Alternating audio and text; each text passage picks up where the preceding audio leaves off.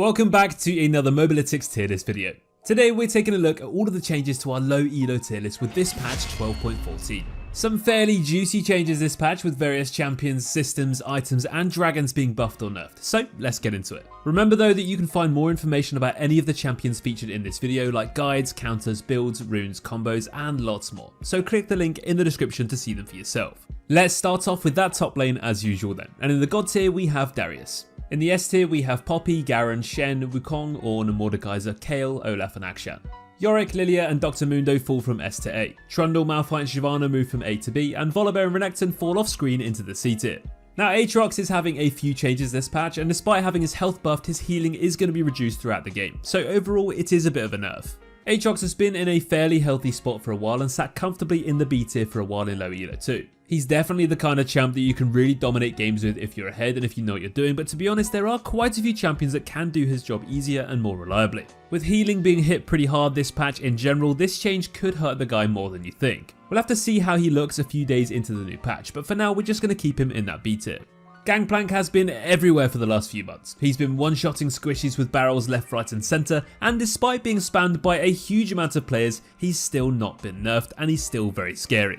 Now although Gangplank is obviously strong and has been for far too long now, he's actually not got the most impressive win rate in the majority of ranks until you get to those top high elo pirate one tricks. This is likely why Riot haven't nerfed him yet, because his stats just didn't show how strong he actually is. Well, these nerfs coming in this patch should hopefully make at least a bit of a dent. There is nothing more scary in this game right now than a fed and skilled Gangplank, and now they should hopefully be just a little bit less terrifying. Gangplank has been sitting in the B tier for a while in low elo, and if you can pull him off, he is a top tier champ. But to the general player base, most people just don't have that same impact. These nerfs could actually make him return to a bruisery playstyle though rather than just a crit based carry, and this may actually improve his success at lower ranks.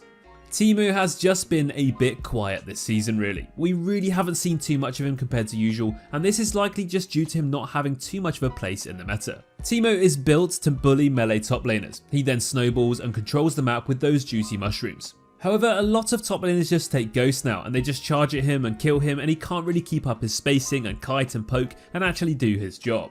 There's so many matchups that don't really stress about him anymore, and this means Teemo's actually a lot harder these days than he used to be. How many times did we used to see those autofill top laners pick this guy back in the day and actually do a pretty good job? Well, that just doesn't really happen anymore, and Riot are now giving him a bit of love to compensate. Some buffs to this champion will definitely make him get played a bit more often, but we just don't see him becoming super broken, and therefore he's also going to keep his place in the B tier. Over to the jungle now then, and in the god tier we have Fiddlesticks and Diana. In the S tier we have Warwick, Zac, Trundle, Master Yi, Amumu, Shyvana, Wukong and Rammus. Rek'Sai moves up to the A tier, and Skarner, Lilia and Udyr all move down from A to B. Pantheon is going to receive the let's put a random champion into the jungle buff this patch. Now we've seen this with Wukong, Diana, Qiyana, Talon and Zed over the last few seasons, and when this happens it's usually a pretty overpowered buff. Pantheon is a super aggressive early game champion though he does have terrible scaling. He doesn't really do much the later the game goes on as his damage falls off, and he becomes a bit of a one-shot carry or lose kind of champ. Now if this change happened before the durability patch though, I think we'd all agree that this would be completely broken. However, because of the state of the game now, this won't quite be as absurd, but we still see him having a pretty high success rate, especially in solo queue where those surrender votes happen pretty damn often.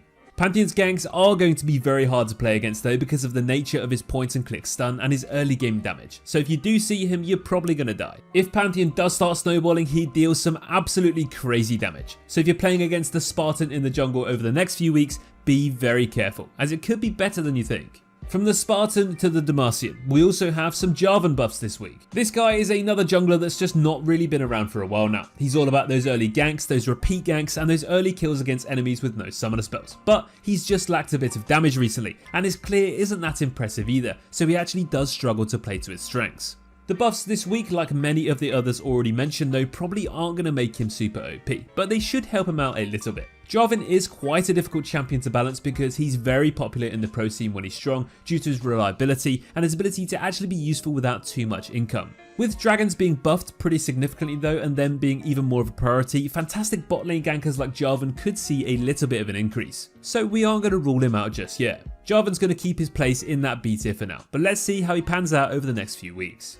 Kayn has been a bit impossible to kill recently due to that healing. With Grievous Wounds being so useless these days, it can feel impossible to take down Rust when he has Gore Drinker, Death Stance and his ultimate. And if he has a Yuumi too, then yeah, he's immortal. Red Kayn has been very popular and very strong for the last month or two, and he's been sitting in a pretty healthy win rate. The nerfs to his healing should hopefully make it a little bit less impossible to take him down, and could also encourage people to consider playing Blue Kayn again, because we actually haven't seen this guy in far too long. Blue Kayn has been a bit invisible since the durability changes, but as healing and shielding gets nerfed across the game, we could see him come back in the right team comps. Let's jump into the mid lane now, and in the God tier we only have Swain. In the S tier though, we have Anivia, Vex, Ahri, Victor, Veigar, Zilean, Kassadin and Diana. Katarina, Talon and Sylas all move from B to A, LeBlanc moves into that B tier with those buffs this week, and Aurelion Sol also moves into the B tier too, as although not too many people play him, those that do are having quite a bit of success. Heimerdinger and Seraphine go down to the A tier, Nico and Vel'Koz move from A to B, and Ziggs and Brand fall into the C tier as they just don't get played enough. Now these LeBlanc changes could be huge. Her base mana is receiving a big buff along with her regen, and her W damage is going up too, which could solve her biggest weakness, which is her wave clear and being shoved in and removing her ability to play the game. LeBlanc's playstyle is all about roaming, snowballing and slapping on her own, but if she goes against a wave clearing, shoving, pushing control mage, then she's not allowed to play the game. These changes could definitely bring her back into contention. She's never been quite as good in low elo as she is in the higher ranks, but this doesn't mean she can't be a fantastic pick in the right hands and in the right matchups. LeBlanc's bursty heavy playstyle can be pretty horrendous to play against if you've picked a champion that can't actually deal with her. And to be honest, we expect to see a lot more of this champion over the next few weeks. Get ready to remember just how scary a good LeBlanc player can be. Vex is back with a vengeance, and this champion is winning at so many games right now. The buffs she got recently have completely brought her back into the meta, and after being a bit irrelevant for a while, she's now quite the opposite. She just dumpsters any mobile melee mids like Katarina and Yasuo, and you can generally just farm free elo against these kind of champions. You can proc and abuse your passive repeatedly and just deal so much damage that you force these lanes out so easily. One of Vex's biggest strengths though, aside from the obvious burst damage and crowd control, is her ability to just say screw this to her lane if it's not going well, and just roam and gank other lanes so easily with that ultimate. Vex's R range is pretty juicy, and when combined with a few teammates you can easily start rolling the map, especially if your jungler is also playing alongside you. She still obviously has those major weaknesses like being outranged and outscaled, but if you do know how to bypass and overcome these, you can win any type of game with this champion in this patch. AP Zeri has been a thing for a while, and it's pretty frustrating to play against. You'll be happy to know that Riot are nerfing it slightly this patch alongside a passive, and we think the hype of this pick will die down significantly with these changes. Now as you can see, we don't have Zeri Mid in our tier list because it's a very niche pick, but we still felt like we should let you guys know that you maybe shouldn't be picking it anymore, as it might not do the same job. Your W and your ultimate may still pack a punch, but that's about it now. Zeri is a very fun champion to play though, so if you did enjoy playing her in that mid lane, maybe you should consider giving her a go in the bot lane. Talking of that bot lane, let's start off with those AD carries, and in the S tier we have Jhin, Twitch, Seraphine, Vayne and Sivir.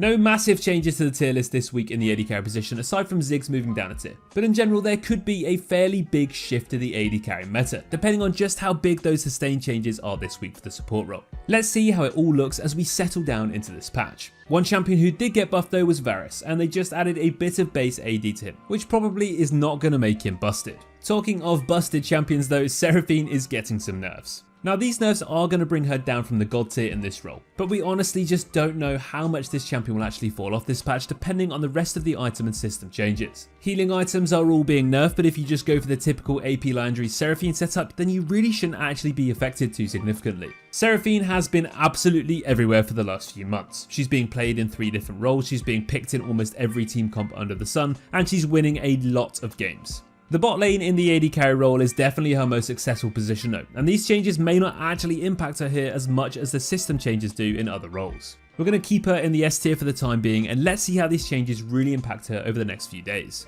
Sivir is another champion who's just been a bit too strong recently. Surprise surprise, that mid-scope update made her a bit overpowered. She's got a ton of consistent damage, she's got solid wave clear and push potential, she excels in 2v2s and teamfights, she scales well, and yeah, you get my point, she just has a lot of pros and not too many cons. Sivir has always been picked historically for that team fighting ultimate, and this is still the case, but she also has a lot of other fantastic qualities now too. You still are going to need to worry about those early fights and getting behind because she doesn't match quite a few difficult champions early game, but there's probably no AD carry in the game that scales as hard as she does once she gets that Kraken and Phantom Dancer.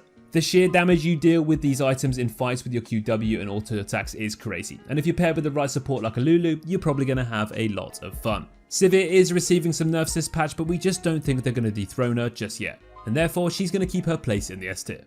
Finishing off with those supports then, and this could be a pretty huge patch for this role. In the S tier we have Nami, Blitzcrank, Zilean, Senna, Renata, Seraphine, Janna, Bard and Taric. Sona and Soraka both moved down from S to A following these massive sustained nerfs. Alistar moves from B to A, and Bard is actually going to move up into the S tier. So Janna's getting some pretty big nerfs this patch alongside the item nerfs too, so it could be a pretty huge week for Janna overall. However, because of how strong she's actually been for so long, we're pretty hesitant to move her out of the S tier yet. Janna is also a fantastic pick to shut down engaging supports too, like Alistar and Thresh, and therefore this actually adds a positive for this week rather than just all the negatives for her.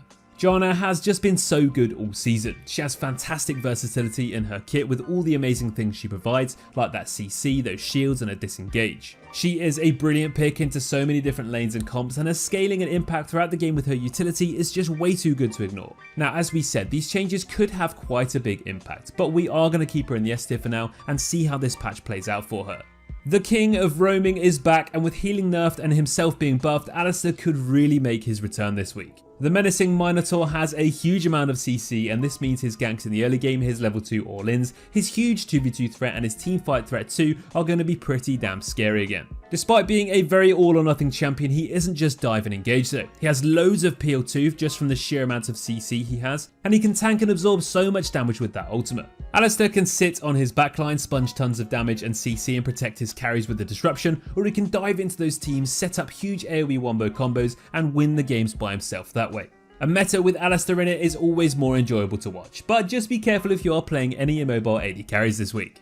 Renata has been one of the top tier supports for a fair few months now. She just offers so much with so very little risk. She has a pretty solid state of play throughout games. She's good in the early game setting up ganks and defending her carry. Her mid game offers loads of utility and versatility in her kit, and in the late game her ultimate alone can honestly allow her to 1v5. The nerfs this week to Renata are hitting her durability a little bit and her early damage too, but they aren't going to take anything away from this champion's potential, especially the later the game goes on, and therefore although we've knocked her out of the god tier temporarily, she is going to sit comfortably in the S tier. Renata is just such an amazing champion. She just brings so much to the table and she works so well with so many different champions. Therefore, if you do enjoy her, just keep playing her. Well, thank you everybody for watching our patch 12.14 low elo tier list video this week. Don't forget you can see the tier list in full over on our website with our picks of the patch, our high elo tier list too, and all the stats and builds and guides to go with these champions. So click the link in the description to find out more and see it for yourself. That's going to be all from us today, so best of luck in solo queue with this patch, and as always guys, take care.